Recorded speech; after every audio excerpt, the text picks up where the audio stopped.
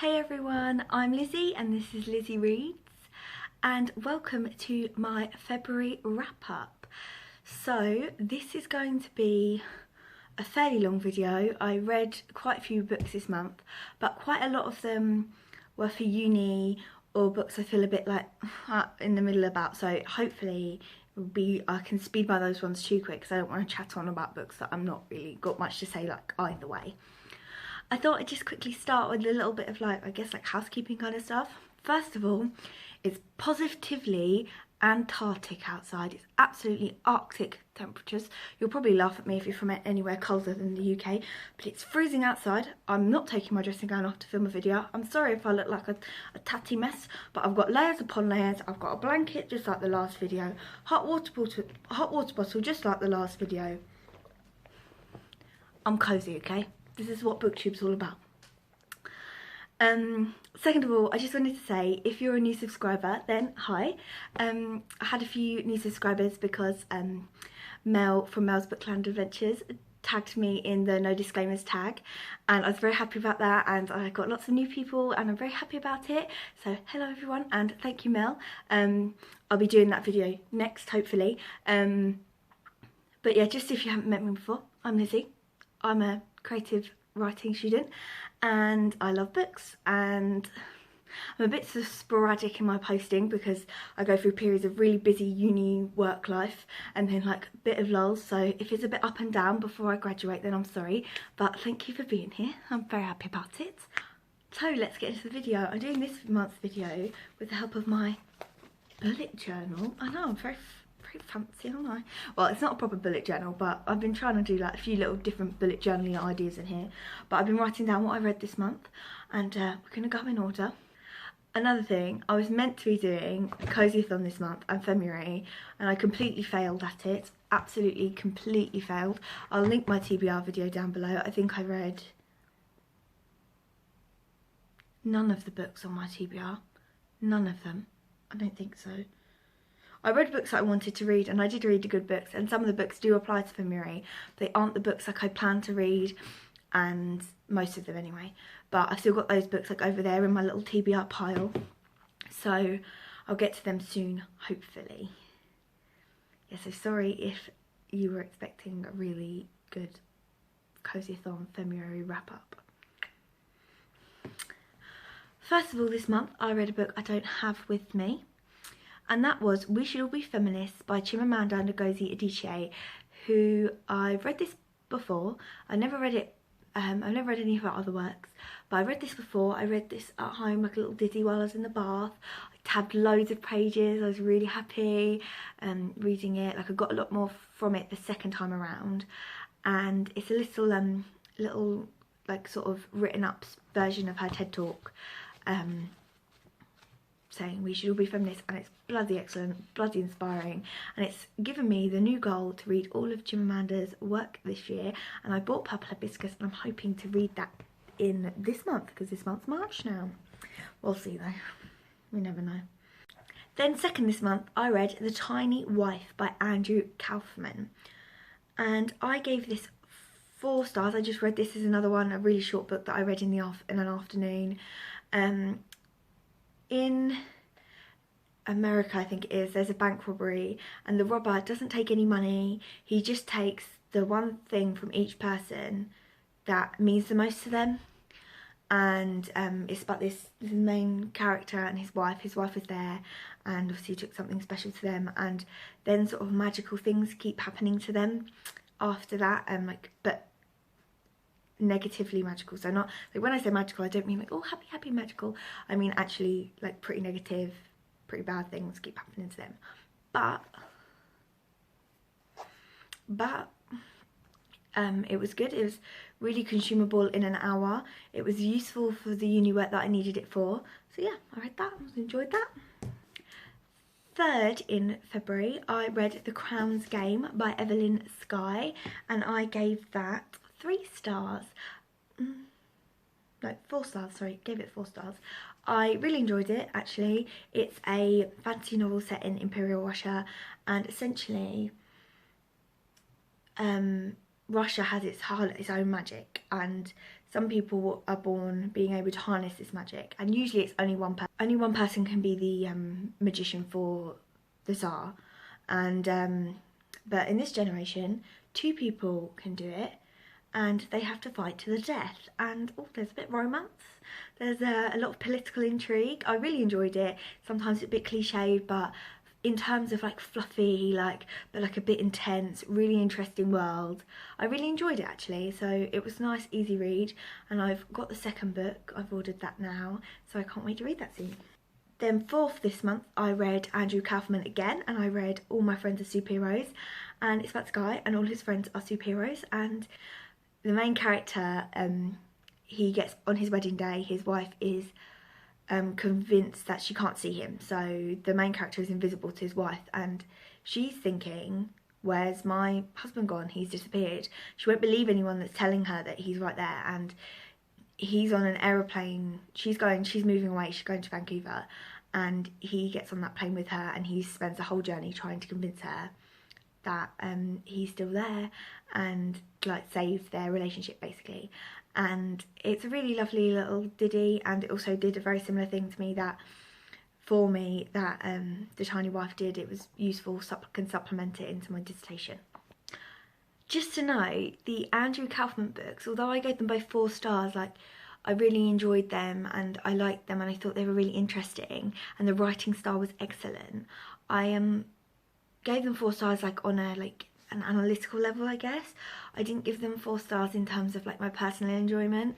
So it seems like I've got a lot of 4-star books this month, but actually a lot of them were for uni, and I've rated them like on their literary merit instead. Like sometimes I rate things for different reasons. I know it's totally random and the Goodreads rating doesn't really matter that much, but I just thought I'd add that in here. And number 5 this month, I read Eleanor Oliphant is Completely Fine by Gail Honeyman.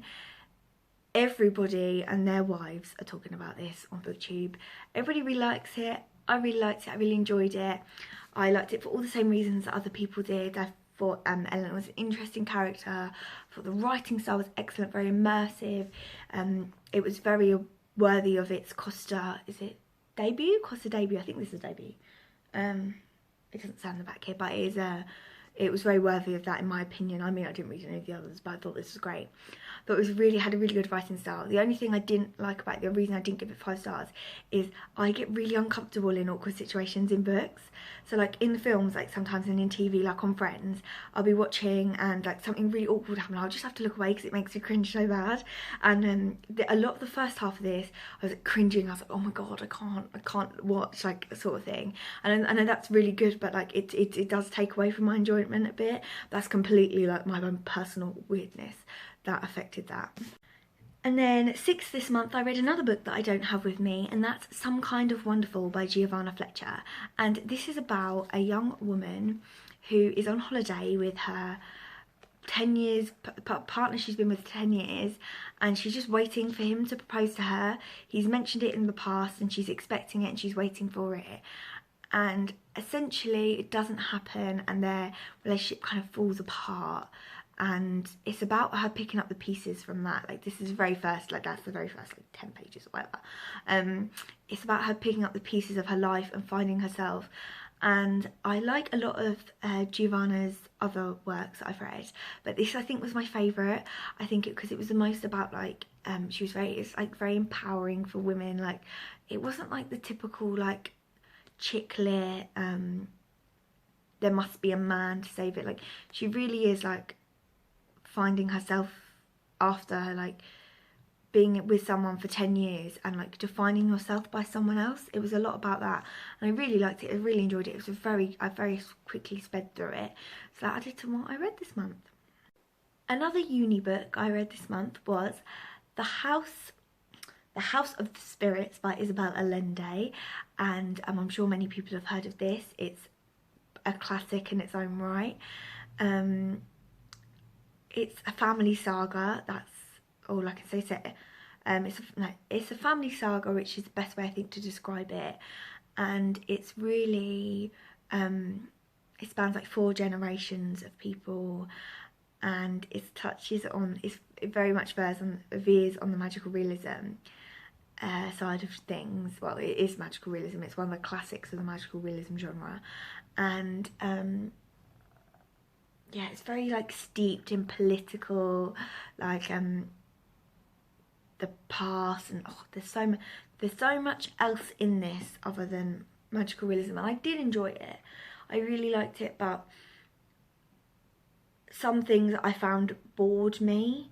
Like some of the narration bored me a little bit, so it wasn't like a complete success for me, but in terms of uni I got what I wanted from it. And number 8 was a audiobook that I listened to, and that was The 5th Season by N.K. Jemisin. And it took me a long time to get into this because it's a very, very complex fantasy story. It's very, very complex. I'm trying to think of how to describe it. It's that, like, I feel like it's so, like, there's so much going on, this magic, but it's very, like, earthly magic. It's very much, like, harnessing the earth and doing things that they, like, quell earthquakes, like shakes and things like that. And they can very much sense things. It's very sensory magic and, like, earthly magic. I'm really terrible at describing it because it's so complicated. It took me a really long time to get to grips with it. I was listening to an audiobook and the narration was amazing. It was Robin Miles, and I've got the second one I'm listening to next, but I'm currently listening to Binti by Nettie Okorafor. I think that's how you pronounce her name. Sorry if I pronounced it wrong, guys. And that's also narrated by Robin Miles, and it's just wonderful.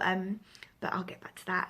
The 5th season is very diverse. It's very intriguing, and it's very complex. So it took me a while to get into it, and towards the end there was just these twists, and you're like, oh shit! Like, I was like, oh shit, this is good, and hopefully I'll enjoy the next one a lot more because I'll have more of an understanding and get to grips on the world. But I'm glad I listened to it on audio because I think it made it easier for me to understand. Number 9 this month, I read Women and Power by Mary Beard. And this was on my Femmeuary TBR. Hurrah, I got one. And I liked this. I gave it 3 stars. It's just a little quick one. I read it in one sitting. I found it very interesting. I was very interested in the ideas, but I just wanted a little bit more. I feel like it was very surface level, and I know, like, a lot of things are access on surface level, but, like, just I wanted it to start to go into a little bit more detail. So I'm looking for something a little bit more interesting. This was interesting, sorry, that was the wrong word, but like something a little bit deeper, something that delves a little bit deeper into the thing, into this topic. 11th this month, I read Charlie and the Chocolate Factory by Roald Dahl, and 12th this month, I read Charlie and the Glass Elevator by Roald Dahl. Now, I'm reading these for a uni class, so I read these quickly in an afternoon, took some notes, that sort of thing. But I looked on my Goodreads, Charlie and the Chocolate Factory, I'd rated it for 3 stars. I don't know what the fuck was wrong with me. It's one of my favourite all-time children's books. I'm not entirely sure why I rated 3 stars when I made my Goodreads. I must have been playing silly beggars or something. But I was reading it, and I was thinking, I really want some chocolate right now. I was reading it, and I was like, this is amazing, I want a bar of chocolate. So I walked to the shop, got a bar of chocolate, came back, finished reading it, and it was bloody glorious, you know. I thoroughly enjoyed it. It tells the story of Charlie Bucket. He's very poor, his family are very poor, and Willy Wonka has a magnificent factory, and he gets invited to go to it. There's more than that, he goes there, and it's a little tour of the factory. It's bloody glorious book, literally one of my favourite children's books, except James and the Giant Peach, I think, is my favourite. But I love Roald Dahl's writing style, and I really enjoyed it. However, Charlie and the Glass Elevator I'd never read before. I don't know why, it just probably didn't, because I think in my Roald Dahl collection I got one Christmas, it wasn't in there, so I didn't read it. I didn't really know it existed till I became a teenager, and I probably was reading other things, probably things a bit too saucy for my parents' liking. And I read it, and I thought, oh, this is interesting. Not as good as Charlie and the Chocolate Factory. The first half, I was like, what is going on here? Second half, yeah, the second half was really good. First half, I was like, this is so random. But, you know, Roald Dahl is random. His storytelling is very random. and I enjoyed it, I did, but I didn't like it as much as Charlie and the Chocolate Factory. But then again, Charlie and the Chocolate Factory, huge nostalgia, like I can envision the story in my head, just the same as with Matilda and James and the Giant Peach and the Witches and the BFG. I love Roald Dahl's story, and I think I'm going to read some more of his work this year because it just makes me very happy, and a lot of it can be read in a little afternoon. So just 2 more books. I know I read loads this month, but a lot of it was for uni. 7 out of 40, so half of the books I read this month were for uni. So although it seems like a really good uni reading month, I was reading those books when I was doing work, so that's why I made so much time for reading. But next I read The Crimson Petal and the White by Michelle Faber. And wow, this chunky book took me some time to get into. It was tough. It was tough going, it was. It's about a prostitute called Sugar in Victorian London, and there's a few other really distinct characters that she interacts with, and it's really about, I think it spans a good few years, maybe 2 or 3 years, and it's really about sort of like changes that happen in her life and a few things that happen. But the narration of this story was amazing. It was really good. The narration really gripped me. The only problem I had with it is it was so chunky. Like, you know, sometimes when you're reading a really big book and it's really dense, it's a really dense big book, and it's really like it's kind of tough stuff because the writing you have to focus on. It's a really big book. The font is tiny. Oh God, I got a text from Pizza Hut. Freezing cold, but we're open. Collect any size pizza for only $6.99. Ace. Yeah, the font is tiny. Oh God. Oh, yeah, the font is really tiny. So I was like, oh, I'm really struggling to like just read a page. Like, it was taking me a lot longer than usual. So what I decided to do was listen to the audiobook, and that helped so much. The audiobook was 40 hours long, but I listened on 2 times speed because I'm that kind of nutter. And I got to the end and I was really enjoying it. I really liked it. It was for uni, but for my historical fiction class, but I did like it. I did think, oh, this is interesting, this is a good novel, very impressed with this. The only thing is, like, that sometimes it was a bit tough to get through, so, and because I was kind of forcing my way through like little bits instead of like taking it at a relaxing pace, that knocked off like a little like bit of my enjoyment. And the ending was good. The ending was good. I was happy with the way it ended. But you know when sometimes you just want a little line more, just a line extra of information to tell you what's going on. So yeah, that's my thoughts on that. And last, and definitely least, is Midnight's Children by Salman Rushdie. If you watched my first ever wrap up, I think it is, I told you that I DNF'd this book because I was reading it for uni, my dissertation, and I fucking hated it. I didn't hate it, that's stupid. I was not enjoying it. I was struggling so much to get through it. It was really difficult. It was such a slog. It's taking me like 2 minutes to read a page, and that's not what I'm at. I'm not here for that. I'm just not. But I really needed to read it for my dissertation, so I picked it back up again, and I forced my way through it. This is not to say that this is a bad book. I'll just put myself on the eye, for fuck's sake. This is not a bad book. Salman Rushdie's writing is not bad. Salman Rushdie's writing is pretty good. But I was bored. I was fucking bored. It was bullshit. A lot of it was bullshit. I was like, fucking hell, this narrator. I didn't like the narrator. It was so convoluted. The language was fucking... It was just tough stuff, guys. It was tough. A lot of stuff went over my head. I was like, this is... I'm here for... I want an easy novel. After this was the last thing I read. I've got Only Ever Yours sitting on the side. That's tough stuff. I'm going to just lay in bed and read Harry Potter tonight, I think. Because I can't deal with all this tough writing. It's too much. I think this month I've just had a few intense reads, and I just need to relax. I need to read some romance novels. Oh, I could do a romance novel right now, you know. But yeah, that's all I read this month. All I read loads. I'm sorry if towards the end I get a bit weary. I was getting a bit weary towards the end of this month anyway. I'm glad for a new fresh start, new fresh day. Oh, it's snowing outside, it looks glorious. I hope you enjoyed this video, and if you made it this far, thank you for watching. Me and my my little dressing gown. I'm sorry I get a bit delirious, and I'm sorry I haven't posted in a little while. Hopefully I can get back on track. Well, it's been like a week and a half, but when I'm trying to, I do enjoy the posting. It's the editing. It's the editing it gives me. Right, and because I chat so much shit, I have to edit it all. Bye guys, thank you for watching. Please like, subscribe and comment if you want to. I'm literally delirious now.